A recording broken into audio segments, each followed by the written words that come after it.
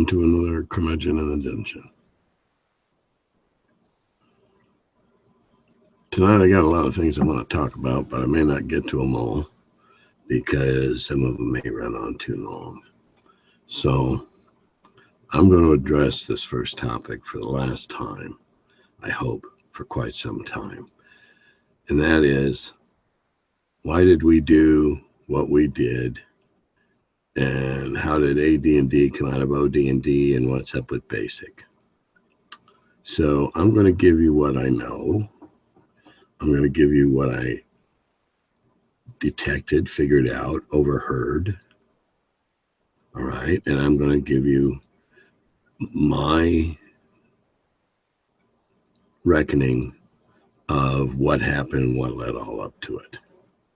All right. We'll start with the game itself.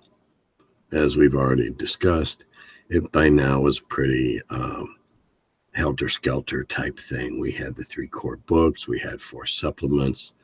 Dragon was putting stuff out that people was adopting, articles that people were adopting, what was in them. And it had gotten to a pretty scattershot point.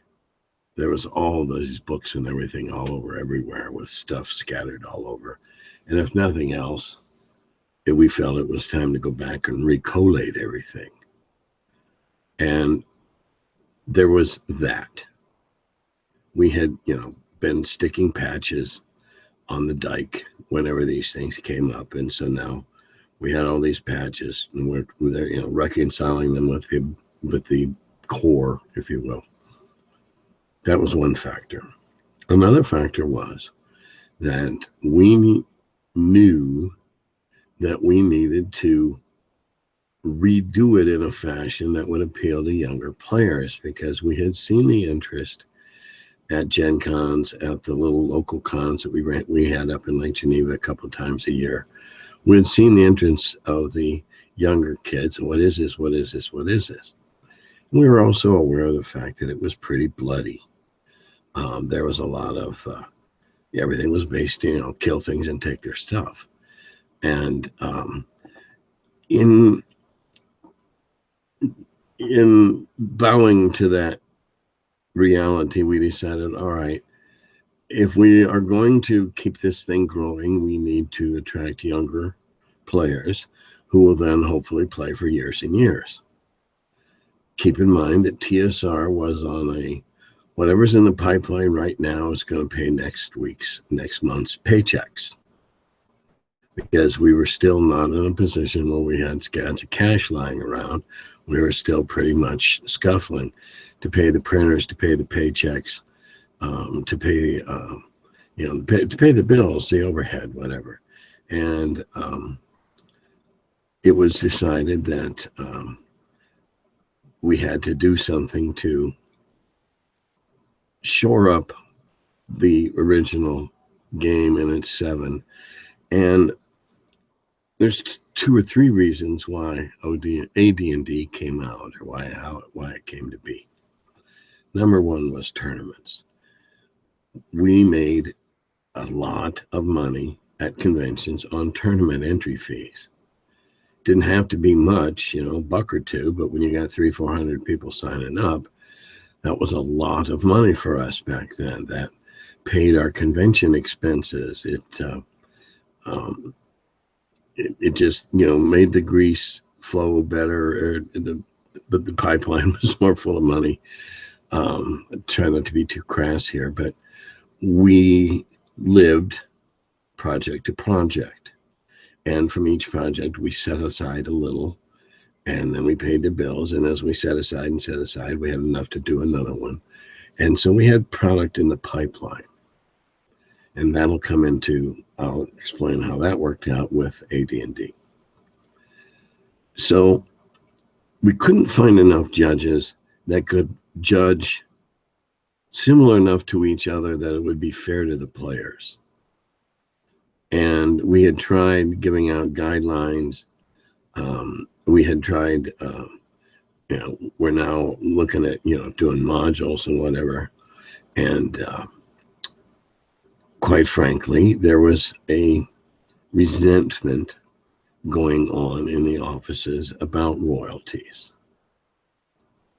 And I was not privy to the majority of this information. I will say that during this period of time, Gary had blooms in his ears. There was a resentment that Dave got half of everything, whether he did anything or not. And at first, I understand now that maybe if they weren't, oh, hey, Dave, here's a royalty check for this new product.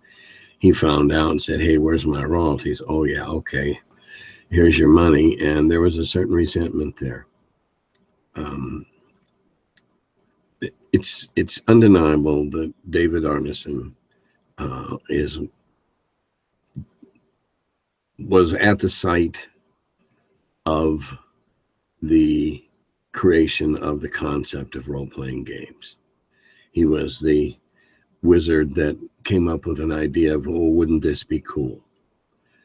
Now, like the guy that says, hey, you know what? It'd make our job a lot easier if we could do a machine that stitches the soles of these boots 3 times faster. We could turn out 3 times more. Wouldn't that be great? And so somebody else comes along, takes his ideas that he'd only gone a very little ways with, further develops it, comes out and produces a machine that now stitches the soles of the boots on 3 times as fast. Who gets what in the royalties? At that time, it was thought that the guy with the idea was it got a really generous deal with the first part of the product, and that stuff afterwards that he had no input in whatsoever, he really wasn't entitled to a full stroke like everything else because he'd not contributed to it. And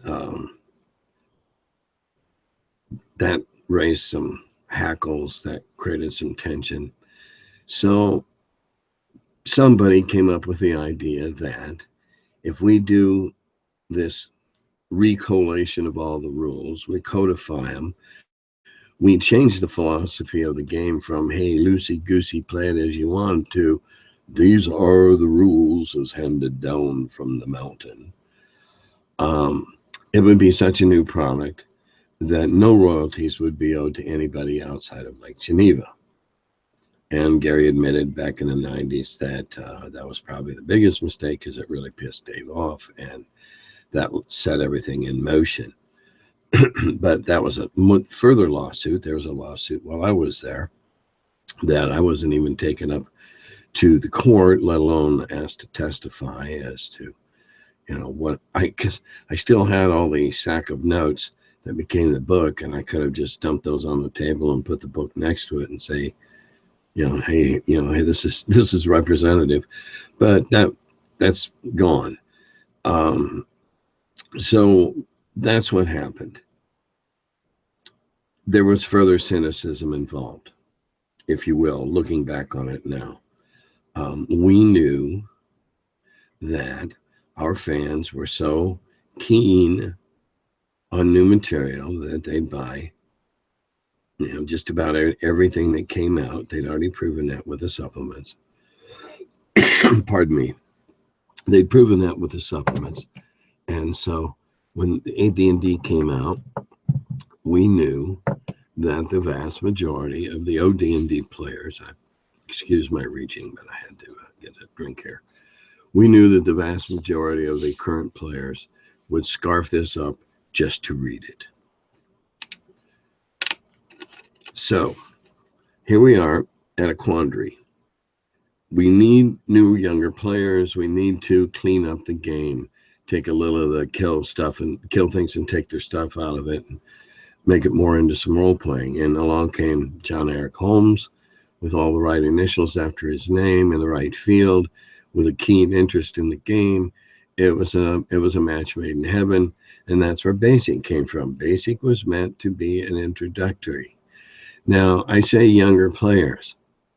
At the time, this game was, early 75, 76, 77. This game was primarily in colleges and a few high schools and conventions. It really hadn't soaked out yet. It did with AD&D because they got into new markets and new places to put the books, etc. Excuse me. 0 calorie water. Still no endorsement. So we had AD&D in the pipeline. We had basic in the pipeline. And I was looking today, and for all you collectors out there, you're going to have a heart attack because I took all the shrink wrap off my set today. I was looking through them, and here's where that extra cynicism comes in that I was telling you about. We knew that we could call those books whatever we wanted, and every player was going to buy them all, which is why we spread them out. Because, again, remember, the last project funds the next one, and we still hadn't, the rocket still hadn't cleared the low-lying clouds yet, okay, let alone headed to the stratosphere. No way yet. So we knew that everybody would want a copy of the Monster Manual.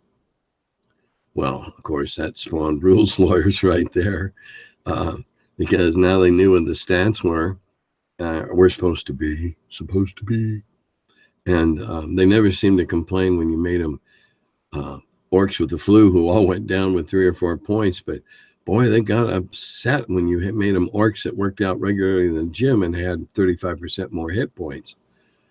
Go figure. So anyway, everybody bought the Monster Manual. Then comes the player's handbook, okay? We knew all the players would want that because it's their handbook. It's going to tell them how to play the game, and it's going to give rules lawyers something to clutch in their hot, sweaty little hands for all types. And we also knew that when the Dungeon Master's Guide came out, everybody was going to buy that, not just Dungeon Masters, because all the players wanted to know what they could get away with. That's the truth of it. We marketed them as we did to keep the pipeline going, to keep the money going, to keep growing the company, to put out other products, to avoid paying royalties, which didn't work out. When I say we, I take only the responsibility of being a teeny weeny tiny shareholder and absent at most of these decisions because they didn't affect my division or anything that I was doing. But that's why it was split. Those are all the reasons that I know of. So maybe I won't be asked this one again. It's not that I mind. It's just I know people are wondering why this happened.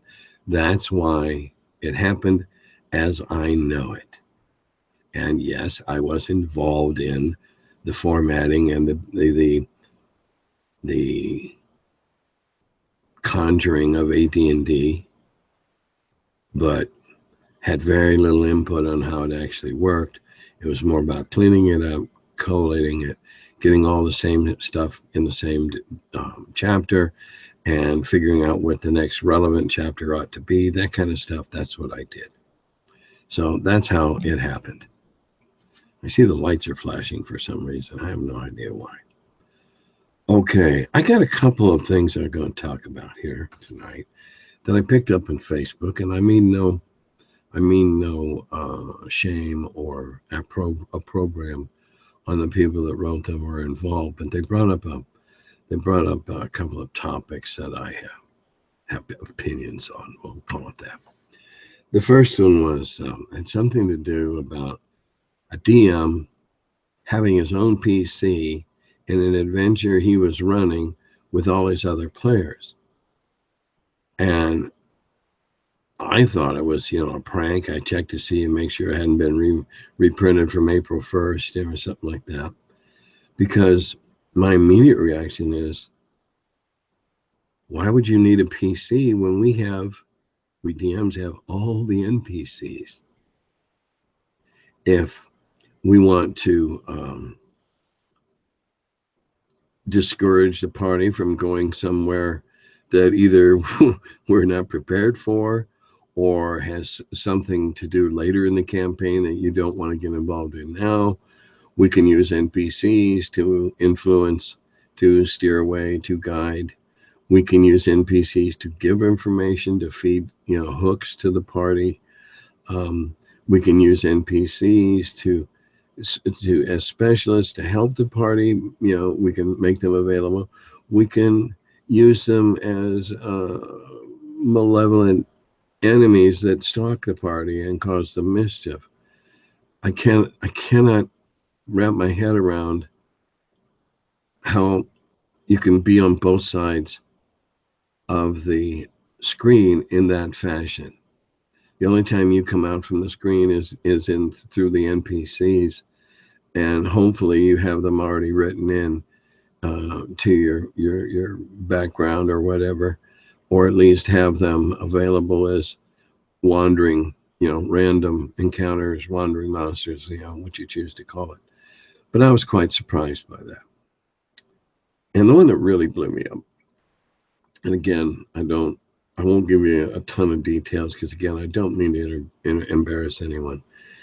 But a DM was lamenting that a player in his campaign was doing heinous things and claiming it was within his alignment to do these things. And he was basically acting chaotically evil.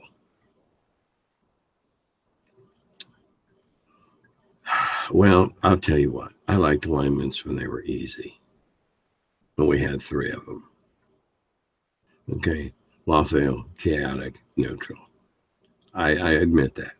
But I did embrace when we went to the axis, the graph of the different points. And I published an article that Gary, as we were dealing with this alignment thing, we published an article about basically where are you on the grid.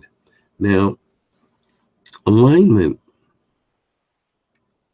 really doesn't matter much to me in most instances. In my world, in the games I run, alignment can be used to keep a paladin in check. Remind him of his alignment before he goes and does something heinous. And again, these are convention games. You can use alignment to goad the party on. The adventure I run where everybody's an orc or a goblin and they're all evil, sometimes I have to prompt them a little bit to, go get your evil on, go attack that caravan of defenseless merchants and take all their stuff. Alignments can be a pain in the ass. People that play paladins tend to play with a stick up their fanny and justify it for their alignment. Alignments don't really matter unless your campaign deals with clerics and different gods and sects and stuff like that. And I've never gotten into that. It was just an amorphous concept. You played a cleric, you had a god you prayed to. I didn't care what his name was or what he was known for or whether or not he turned wheat into bread. I don't care. My personal opinion, I don't care. However, if you claim that he's a lawful good or lawful neutral guy and you start acting outside of those parameters, I'm not going to make a blue bolt fly down out of the sky, but the next time you say a prayer, you may get a little delay in having it answered, a little reminder that you're straying. In my opinion, clerics that choose a god hinder themselves. Just take an alignment, a loosey-goosey alignment, and play it that way. Now, I don't know if I've ever told this. I don't know if I told the story on YouTube about the game I played that I later found out was all guys that were ex-cons that had learned to play in prison. Interesting evening, believe me. Actually, it was quite interesting, except for the point where the guy that was, I made a paladin on purpose. I gave him the paladin sheet. He was bound and determined that he was going to gouge some dude's eyeballs out and make him talk. And I told him, no, you can't do that. That's not paladin's type behavior. I mean, it got physically tense, and the atmosphere got quite close in the room as he stood up and laid his knuckles on the table, and I stood up and laid my knuckles on the table. And I said, you can't do that. And as he's standing there, I mimed, and that little medallion there swinging, reminding of you who you worship, says you can't either. And it diffused the situation. But that was me having to force a player that obviously wasn't prepared to play a paladin. In fact, I later found out all these guys learned to play in the joint, and they all played an evil campaign. Of course, what do you expect? Too bad we couldn't have seen D&D rescue some souls and turn them all into do-gooders, but it didn't work out. So alignment, I do not use alignments on my pre-gens. Oh, I made that mistake in the beginning, and I put in thieves. And of course, I gave them typical, the thieves types of alignments. So what do? Acting in concert with their alignment, they're stealing shit from everybody else in the party before they're even out fighting the crocodiles. So I learned to stop that crap. And there's no alignments on any of my pre-gens. It's assumed that if you are a paladin, you're somewhere on the good side of the balance, but not always necessary. But I only enforce it in those types of things. Alignment in my campaigns is not that big a deal. I'm just fine with good, evil, and indifferent. I know there are a lot of people that get all up into this, and prayers and stuff for their clerics, and doing atonements and all that kind of stuff. Well, when we did something like that, we abstracted it. When the guys went back then, we call them spells, but when it didn't function right or whatever, and they determined why, that their god, whoever they worshipped, was pissed off at them, then we would make them go do penance and pay a big heavy fine, and it was just handled abstractly, and that we went on from there. That's my take on alignment. I don't run a long-term active campaign anymore, but even when I did, it was kind of loosey-goosey anyway. Let's see. I was asked about the Imitators, what I thought about them. Well, imitation is a serious form of flattery and everything. By the way, more than one person are not aware of the fact that we published the Pedal Throne. They were not another company's imitator. That was our product. And to answer another question, no, I never played in any Pedal Throne games. When I went up to Minneapolis to meet Professor Barker, I wasn't invited to be one of the players. And I don't recall it ever being played at Lake Geneva, except when we got a bunch of those really weird monster things. We had a few miniatures battles using Hogyas and stuff from Pedal Throne. Never thought Tunnels and Trolls would amount to a hill of beans. I believe it's the greatest mistake TSR made to not go make their life miserable right off the bat. Have I ever played any others? The only others I've played are DCC, and I was involved when I helped Jim test out some stuff when he was doing MCC. And I played in charity or celebrity D&D games. Generally makes no difference whatever edition they're running. It's all pretty basic, and it's played for laughs and to raise money. I don't play Pathfinder. I don't have any interest. I'm not looking for something better. I have something I like. I mean, Lord, I helped create it. Why would I go play something else? That's, I have children, so I should go give Christmas presents to other people's kids? No, I don't think so. But that's just me, and I'm just a cranky old man, so that's how it goes. Let's see what else we got here. Yeah, I just don't play other games. Okay, let's see. What do we got here? The best adventure. Okay, two things. I'm sorry. Pardon me for that. That's rude of me. But I don't have my glasses on tonight.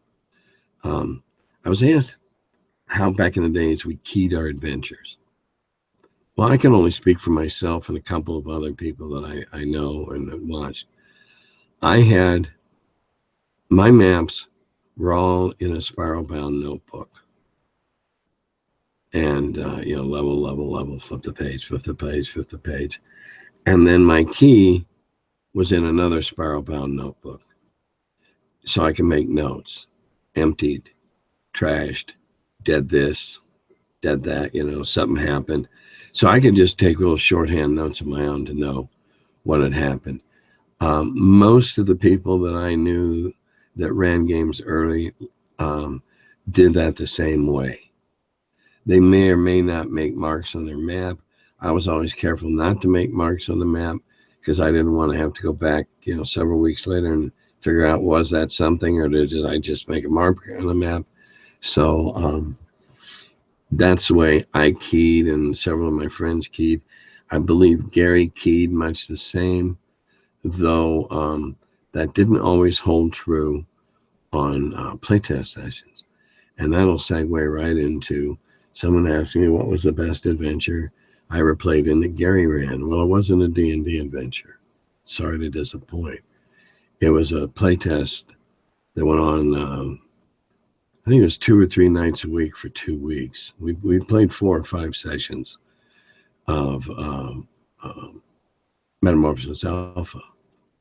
And I've written about this. He made it like we're being on a Margaret Mead expedition.